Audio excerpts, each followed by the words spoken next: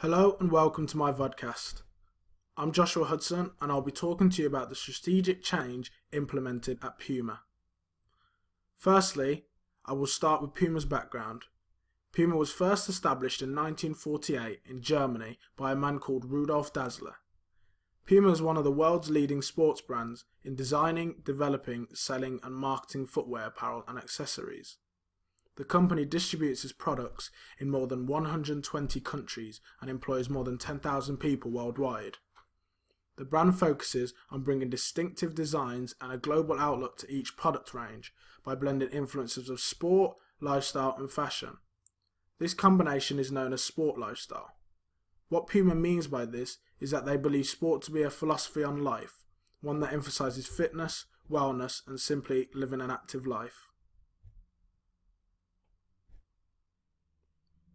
Why did Puma need to change? Well, this change came about due to the announcement that profits were down by 85.1% in the third quarter.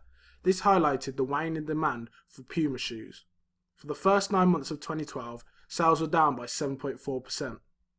Following Puma's poor profit earnings, then CEO Franz Koch announced he was stepping down at the end of March 2013.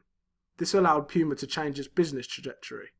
Following this announcement, Puma decided to close 80 existing stores in an effort to tighten their budget, allowing them to focus more resources on product innovation and marketing. After a 4-month search, Mr. Golden was appointed to take over on the 1st of July 2013. Norwegian-born Golden brings to Puma an extensive international experience of nearly 20 years in the sporting goods and footwear industry, holding a variety of management positions. From 2000 to 2011, he was managing director of Europe's largest football retailer, Deichmann. Leaders are often categorized in two ways, transformational or transactional. According to Monica Saunders, transformational leadership depends on high levels of communication to meet company goals, whereas transactional leaders require hard lines between leaders and employees. With both leadership styles in mind, I would say Mr. Golden's leadership approach coincides with both, as he communicates well with frequent reports on Puma's performance with full transparency. As well as this, he drives hard for the company to reach its creative potential. Depending on changes in situation, having the ability to be both directive and inspirational looks to be the best approach for Puma. According to Kaplan Financial Knowledge Bank, change can be classified by the extent of the change required and the speed with which the change is to be achieved. Puma looked to be taking the adaptation approach, with the company sticking with the current business model but still re-annihilating the way in which the organisation operates. For example, Puma are trying to improve the efficiency and quality of their product engine. They also want to initiate key projects and develop more innovative technologies into the merchandise. The scope of Puma is limited to company-based changes, focusing on their efforts to develop strategic initiatives to achieve their targets. Since the change in CEO in 2013, Puma has repositioned their mission statement. They aim to be the fastest sports brand in the world. This also serves as the guiding principle for the company, expressed through all its actions and decisions.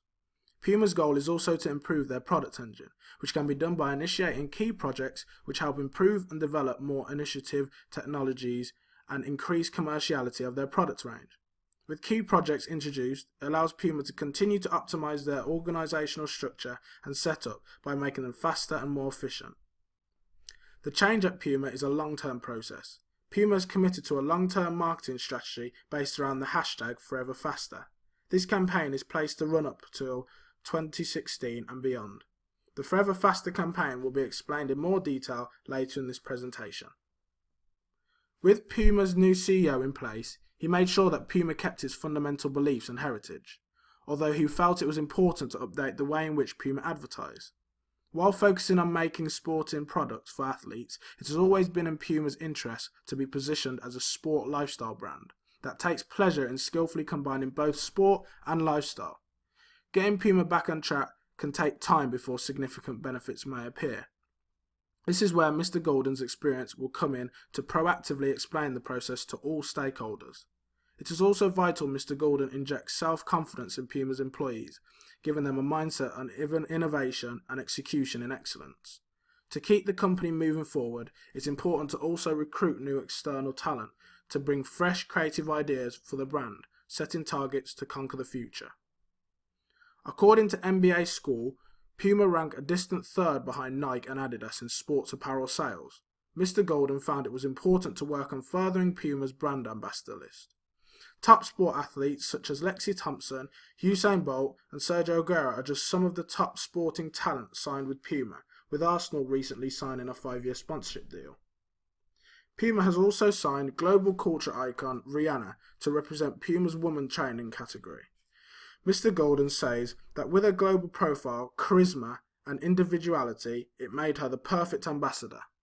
Furthermore, if Puma keeps signing high-profile ambassadors, it can be very helpful to Puma's brand presence. In August 2014, the Forever Faster campaign was launched. It is the biggest marketing campaign in Puma's history. It marked the start of Puma's repositioning as a true sports brand. According to Puma, in the first 3 months, their advertising generated 1 billion TV impressions as well as 31 million online views. Their second Forever Faster campaign launched August 2015 through a multi-million euro investment. Its dedicated focus was on training. These campaigns involved Puma's elite ambassadors to help increase commerciality. Overall, I would say the strategic changes implemented by Mr. Golden had a positive effect on Puma's brand. The brand positioning is now more clear and defined. Puma have also improved their product engine by enhancing their product designs. However, in comparison to bigger companies such as Nike and Adidas, Puma doesn't get the same exposure. This can be something to look at improving in the future. Thanks for listening.